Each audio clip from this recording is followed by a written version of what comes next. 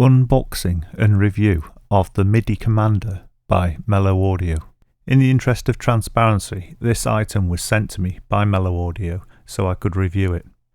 However, just for your sake, you'll know I will be completely honest, and if I think it's rubbish, I'll say so. Right, let's get on with the unboxing. The box actually came through Amazon, and there is a little concern straight away because there seems to be a box in the box and loads of play. Right, let's have a look inside the Amazon box.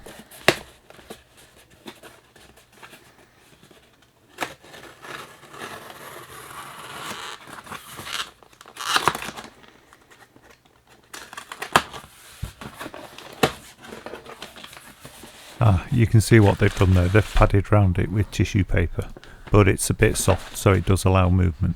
But all in all, I think the inner box is quite safe and I can't see any damage. The inner box seems quite strong, but it has to be because the contents is quite heavy. And the back of the box has a description of the contents and a list of the features. Right, let's have a look at these main features.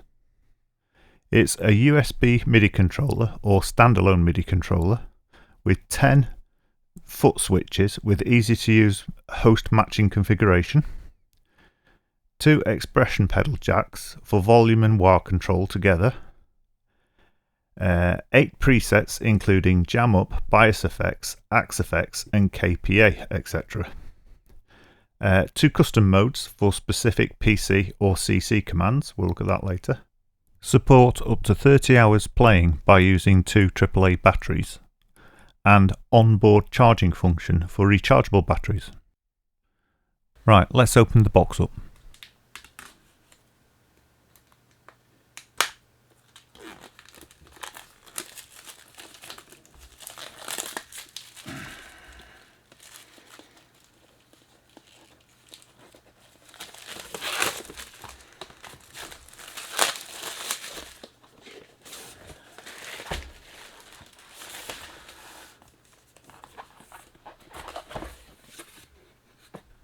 Inside the box we have a thank you, which I assume is the instructions.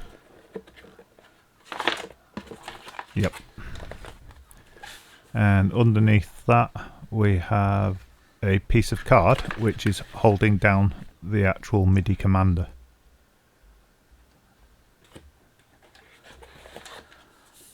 And the Midi Commander itself just slides out, and it's really nice quality.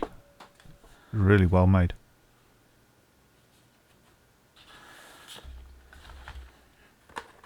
Underneath the Midi Commander is another cardboard separation with a couple of leads underneath it. Has to be said, whilst you're not paying for the box is really solid. So if you wanted to put the device back in the box to store it when you're not using it, it would probably have a good little shelf life. And the underneath that separation is 2 leads, and it appears to be a MIDI lead and the USB lead.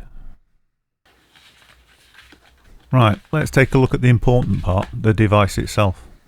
And as you can see, it seems really good quality. There's a plastic cover there over the battery housing. All the sockets seem really well fitted and very solid. And you can see from the thickness of the metal there that you can stand on this and it ain't going to go anywhere. It seems to be anodized and not just paint, which means it'll last longer and it won't scratch so easily when you're using it under your feet.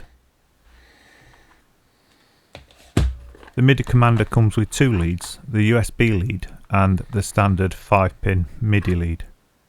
If you've not come across MIDI before, it's been around since about 1982 and it stands for Musical Instrument Digital Interface, and loads of special effects, guitar effects, keyboards and musical equipment can be controlled by MIDI, and this is where a MIDI controller is really useful.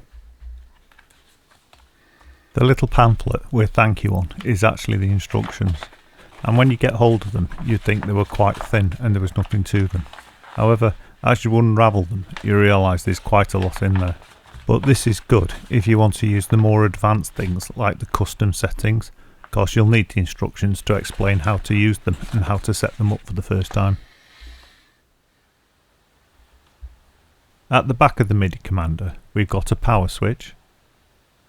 We've got the standard printer style USB socket. We've got a MIDI out socket. And we've got the sockets for 2 expression pedals. That's to control wah and volume, for example. These sockets on the back are really well made and well lined up, so it was obviously put together with some care. On the underside of the MIDI Commander, we've got a slide along plastic panel where we can put in the 2 AAA batteries, which are optional.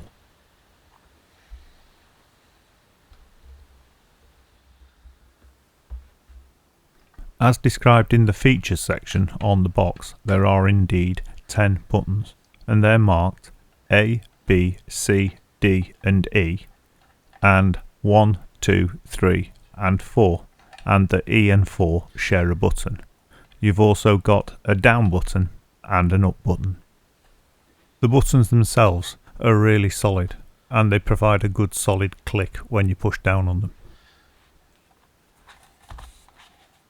The whole unit sits on 4 non-slip feet, so it doesn't slide around while you're trying to use it. It's worth pointing out again that the 2 AAA batteries are in fact optional, so the device must be able to be powered directly through the USB lead from your computer, which is obviously a lot more convenient and a lot cheaper than using batteries. If you have space restrictions, or size could be an issue, then the size of the unit is 28.6 centimeters along the long end and 11 centimeters along the short end, which is quite a nice compact size. However, even though it is quite small, it isn't an issue when you're controlling it with your feet, which is how it's intended to be used. As you can see here, even when using my big builder's boots, there's plenty of room for me to press the switches without catching the other switches by mistake. And here's a picture of the MIDI Commander alongside a Telecaster, just to give you an idea of scale. Right, let's take a better look at the build quality of the MIDI Commander.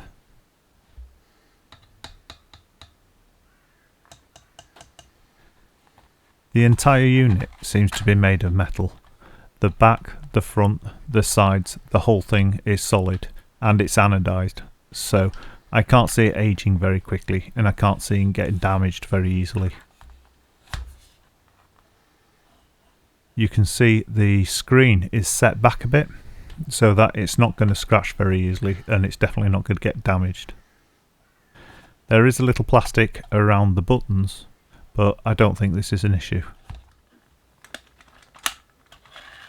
I'm going to put batteries in first so I can try it without plugging it into a device, just to see how it starts up.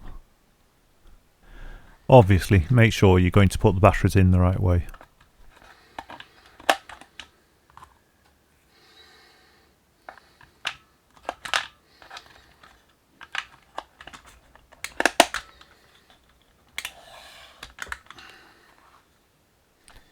Right, let's power it up and see how it looks.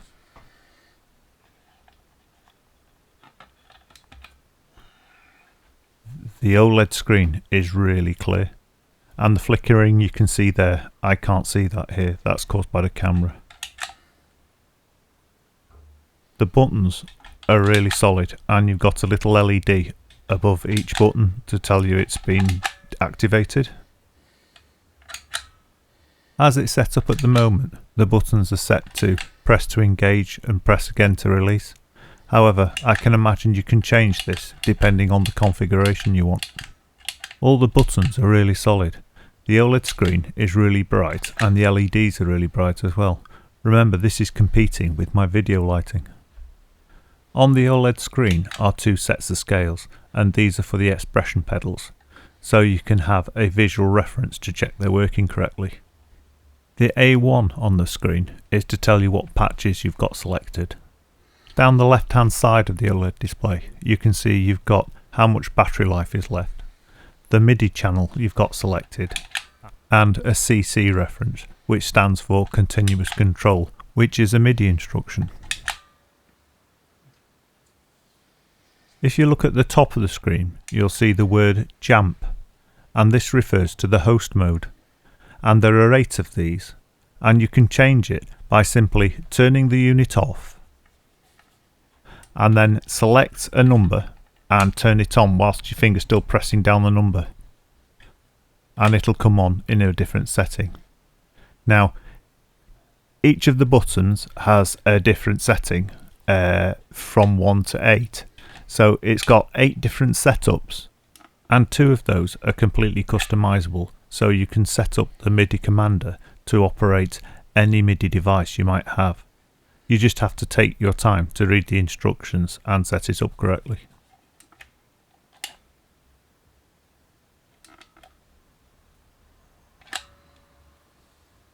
You see there CUS2 stands for Custom Setting 2, and obviously that's the second of the 2 custom settings that are available.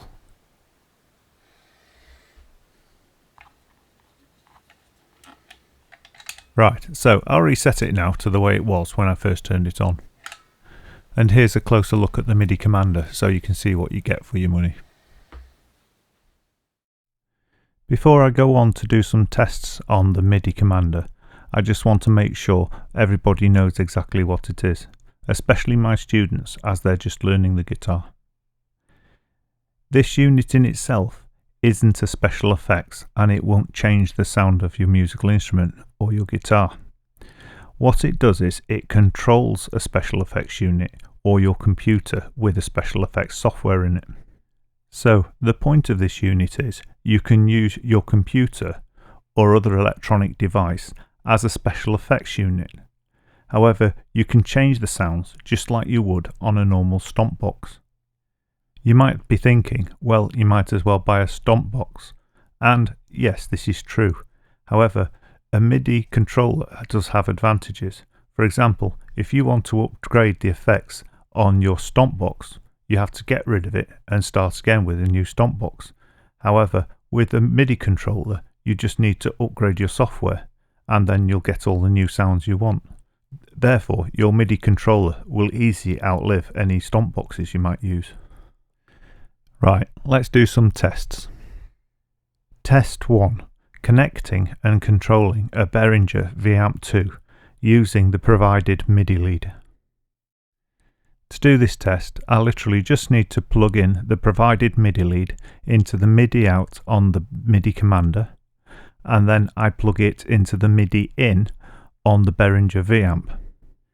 If MIDI is new to you, this is the normal way of doing it, because the signal goes out from the controller and into the device being controlled. And you'll notice there's an out through on the Behringer, and that's because you can string many devices together. So for example, you can have MIDI out of the controller going into the first device, then through the first device and into a second device.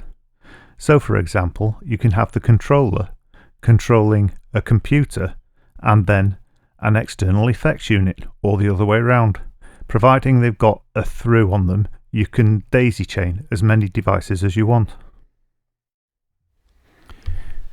Here we have the Behringer V-Amp2 connected to the MIDI Commander.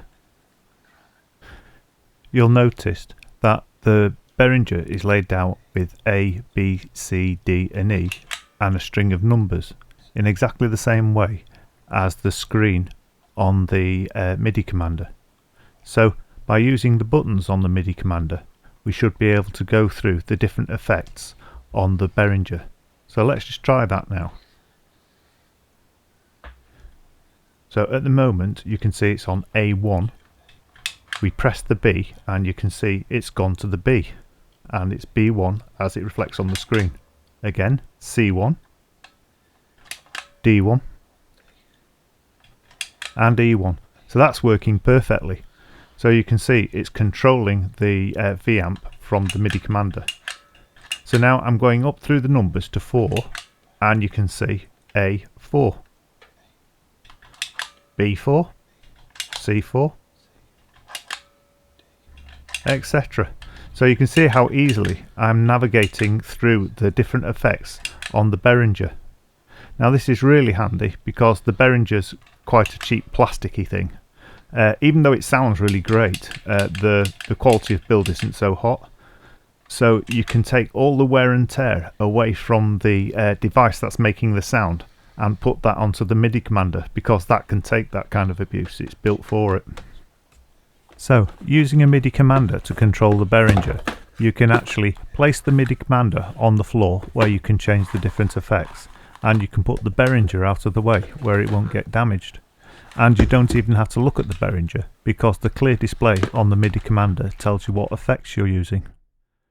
I'd say that was a really successful test, and it plugged in and worked straight away.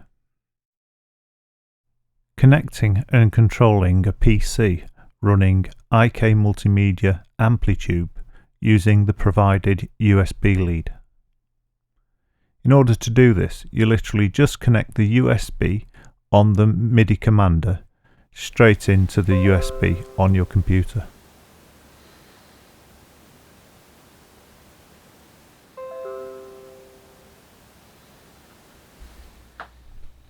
You can see here then the MIDI Commander connected to my PC using the USB lead, and I've got running on the screen here Amplitube. And you can see here straight away the MIDI Commander has taken control of the PC and is changing the effects.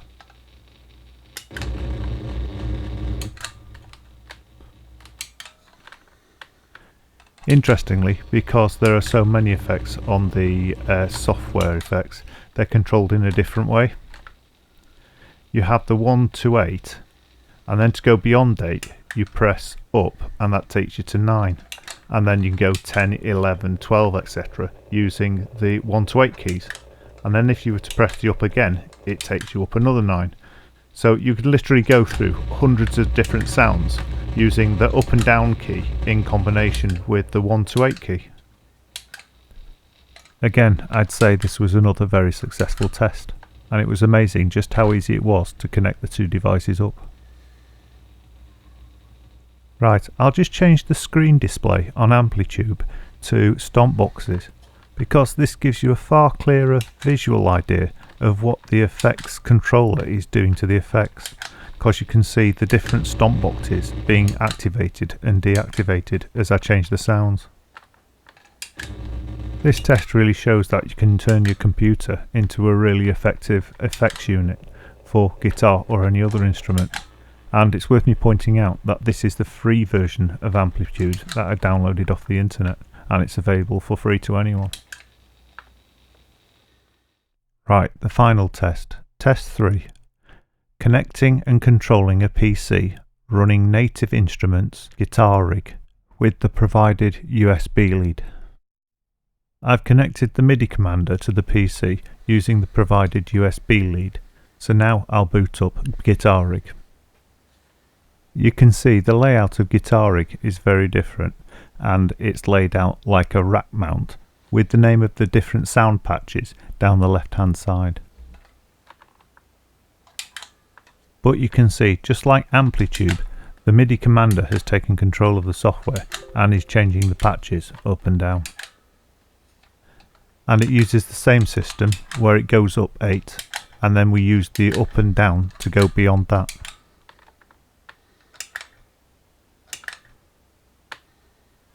Again, it was a very straightforward setup, and it seems to be working really well. The system where you go up 9 actually is really useful if you've got a lot of patches to go through, because it helps you navigate through them quite quickly. I'm sure you'll agree that seems to have been another very successful test, and the MIDI Commander seems to work well with both software effects and hardware effects using the MIDI lead. So if you were thinking of buying one of these, I could wholeheartedly recommend it. If you enjoyed this review and would like to see more videos like it, or you'd like to see videos where you learn to improve your guitar skills, please like and subscribe to the channel, and then you'll be notified when I upload new videos. And if you're interested in the MIDI Commander, I've put a couple of links down below in the description so you can find out more about it and where to purchase it. I'll close this video now with a scan of one of the pages out of the instructions where it explains the different host modes. If you want to read through that information, pause the video now. Otherwise, thank you very much for watching.